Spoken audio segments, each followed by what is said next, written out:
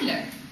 Of course, remember, I warned you, my mother is not here. Okay, but there are a lot of people who I'm sure are very happy, and I know that they are very happy to see you here, because it's a huge honor for us. And I have to say that you have even a former student of yours. So I know from her that you are very, very much admired by your students and the academic community. So I have to say, and I'm not only polite, I'm really sincere. Some would say I'm not a diplomat. No, I'm saying I am a diplomat, a very happy diplomat who loves to host such prominent academics. And I have to say that little presentation you need with your impressive and well-known academic career all over the world. Well, just a few highlights. He serves now as university professor and European Union Jouannet chair at the New York University Law School.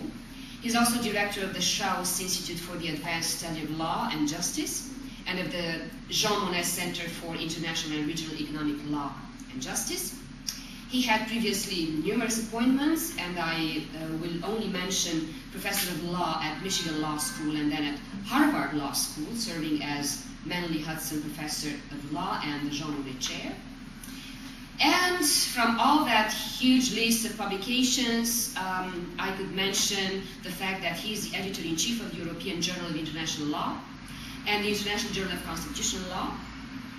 He has written a wide range of books, out of which the most recent include Un'Europa Cristiana, translated into 9 languages, The Constitution of Europe, translated into 7 languages, and the novella, Der Fallsteinmann, richtig? Great. So, ladies and gentlemen, I have the huge pleasure and honor to introduce you these exceptional personalities that actually I will kindly ask to start a dialogue, because this is what I understood is the preferred format that you wanted for this afternoon. So I'll leave you the floor. Thank you very much. And it's an honor to be here. I'm certainly Philo-Romanian, wouldn't you say, Iulia? Yes. And I'm also a long-standing friend and admirer of Iulia Motoc. And what I want to do in this conversation is to weave together some things about her life, but also to discuss the book and the themes in the book.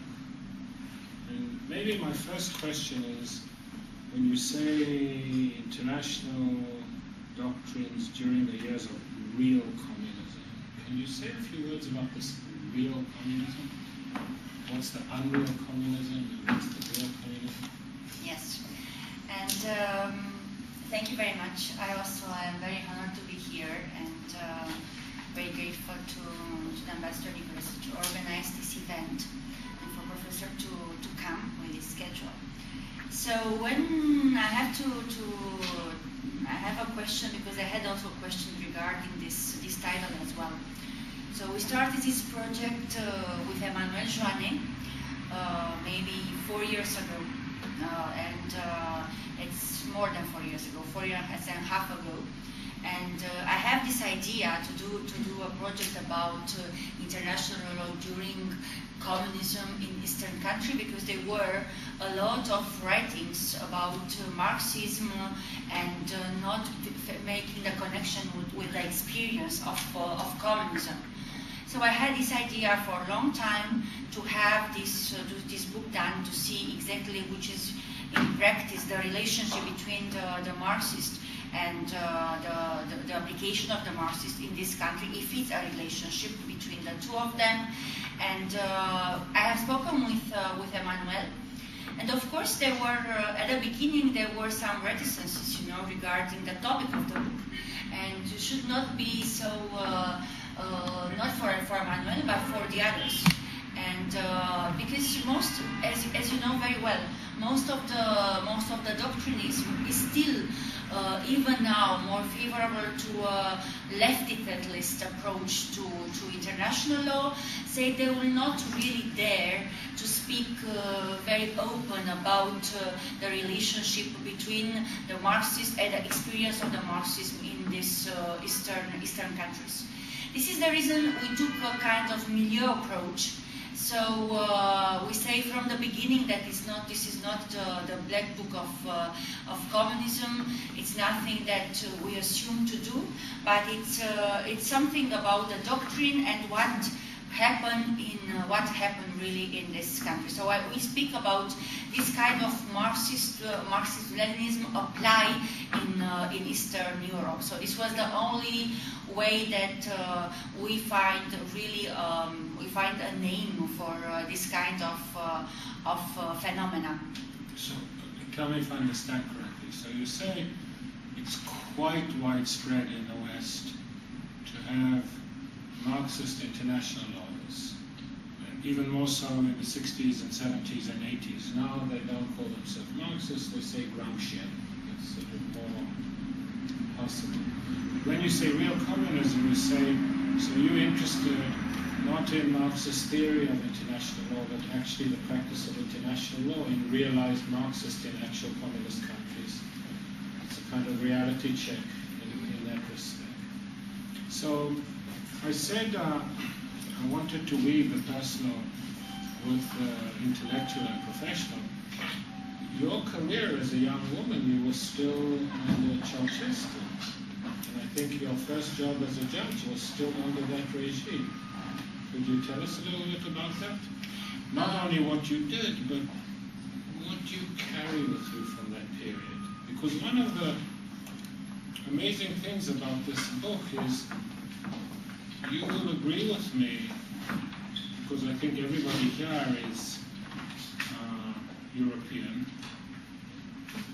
I don't think Americans have much interest in the stamps. But I think they have a growing interest. I need some back room of the CIA. But you will agree with me that in Europe today there's a kind of amnesia. We just want to forget it, move on, not talk about it. So there's something really audacious in bringing out this book which combats that amnesia. So I really would like to hear a few minutes about your personal experience, not just what you did, but what you carry with you from that period. Yeah, it is indeed a very complicated story, but of course you carry something. And but tell us what you did. I have to say why I had this idea, because it's true that I graduated the School of Law during communism, and they were the worst years of communism. So this is the reason I keep repeating in my country, even I'm not unpopular in my country, that we don't have a doctrine of public law in Romania yet, and we don't have a human rights doctrine yet, because this year we're dominated by the propaganda, the communist propaganda, and we made a difference in the book between the Diama, what you call the Diama, the Marxist-Leninism, which is just an empty propaganda, and what was the Marxism as such, because it's a big distance between the two of them. So what I carry is that, as you said, I graduated School of Law during communism. Also the high school I have done during the years of communism, where there were very few theoretical. High school, of course, I have to experience to as I think some of my colleagues here and the ambassador as well for sure, we have to experience years where we're not going only to the most theoretical school, but also we have to do agricultural practices and facing. I remember in the School of Law we were with the Detainees at the same class, so there were unbelievable way of doing things from the Western perspective. And military training. Yes, and military training indeed. Our kind of workout. Our kind of work, yes. If we can say this.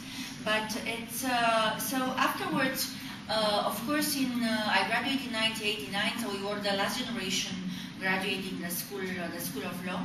And I was still the youngest, because if you start to be the youngest, you are not going to finish with the youngest career. This is sure for me. So you have to prepare yourself. Yeah. Reach a point, you're not going to be the youngest. I don't know. I know from personal experience it's painful. I didn't reach this stage yet. I don't know. I said prepare yourself. I'm going to prepare, but I'm wondering when I'm going to reach this stage. But at the time in 1989, I graduated and I became a prosecutor, so worked as a judge. Because and why I choose to become a prosecutor, it was because that during real communism, we didn't have much choice, because the state, it was the last year of the communism, so the state obliged us to work in a certain place, to stay there. So it was a thing that I have done for, if you want to, practical reasons more that, and because I wanted to be a magistrate, but there were very few places for magistrates in 1899, but it was something that was done by the state. So I was a prosecutor at 60 kilometers far from Bucharest. And here it's but only for 4 months during communism. But I don't think that this was really my main experience with communist regime and law. I think that my main experience with communist regime and law came after, because afterwards I started to study in France in 1990, so very, very early after the fall of the communism. So I could compare things. So I started to think about what happened before, about what were Western countries, what happened in Eastern countries, and I discovered the differences. And for these differences, I start to understand. And when I returned to Romania, I start to be very interested by this thing, which is not yet done, because it's also the political philosophy who is lacking to have a definition of communism. It's something that is lacking in the political philosophy. The political philosophy is still more interested with the history, with the end interpretation of Aristotle or the end interpretation of Kant or Plato, but they are not yet interested to see what happened with this totalitarian phenomena, which was a big thing for the last century. So we have almost nothing about this thing. Also, the history is too recent, but there are very few things written.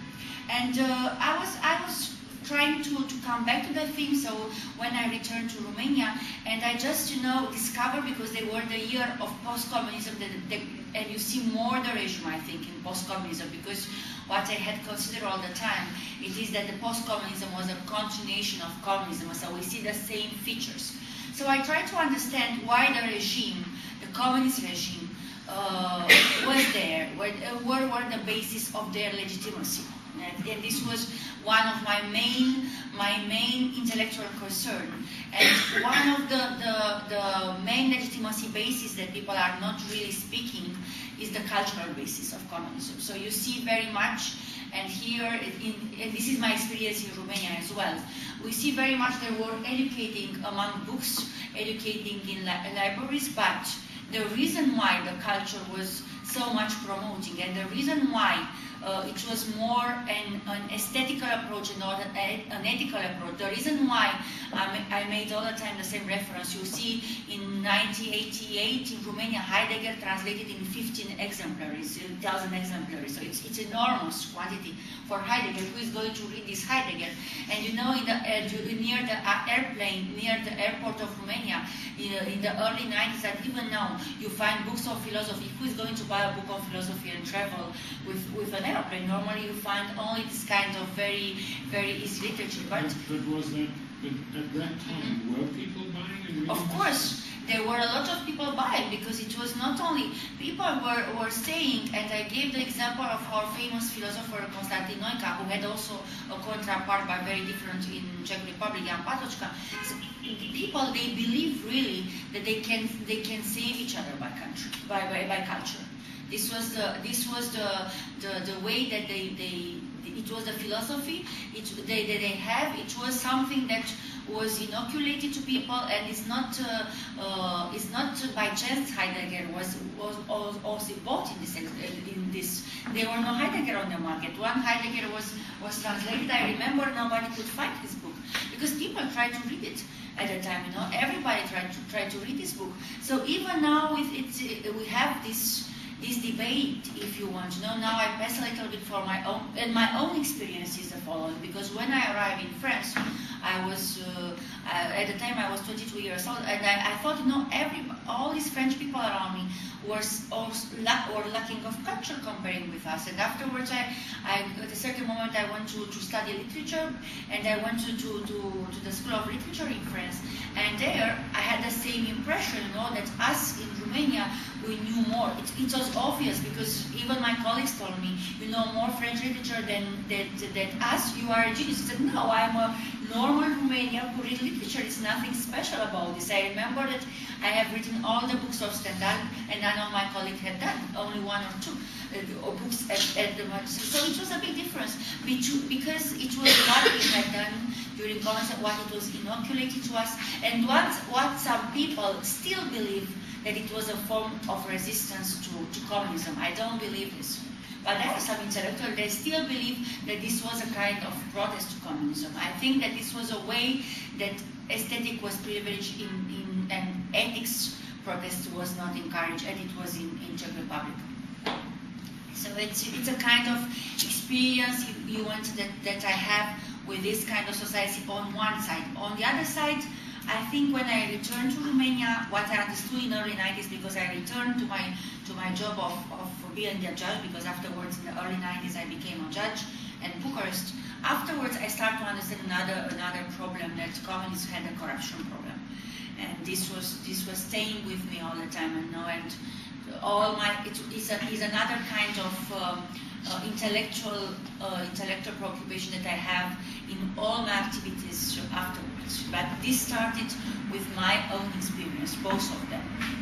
It's studying the relationship between ethics and aesthetics, studying totalitarian regime.